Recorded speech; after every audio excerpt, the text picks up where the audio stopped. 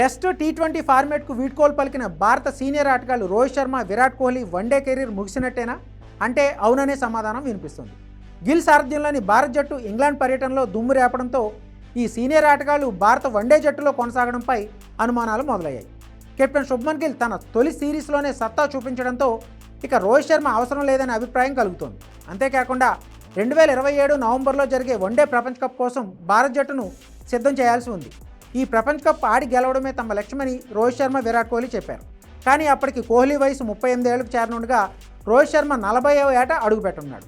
కేవలం one day format IPL ఆడుతూ మునుపటి ఫామ్ను కొనసాగించడం సాధ్యమవుతుందా అనే ప్రశ్నలు ఇప్పుడు తలెత్తుతున్నాయి.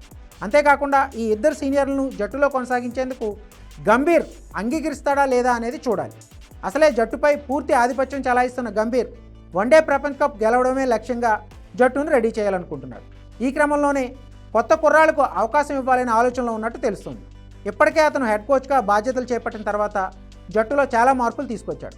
విరాట్ కోహ్లీ, రోహిత్ శర్మ వన్డే ఫార్మేట్ భవితవ్యంపై వారితో మాట్లాడాలనే ఉద్దేశంలో బీసీసీఐ కూడా ఉన్నట్లు తెలుస్తోంది. అయితే వారిని తప్పుకోమని మాత్రం బీసీసీఐ చెప్పదని ఓ అధికారి స్పష్టం చేశారు.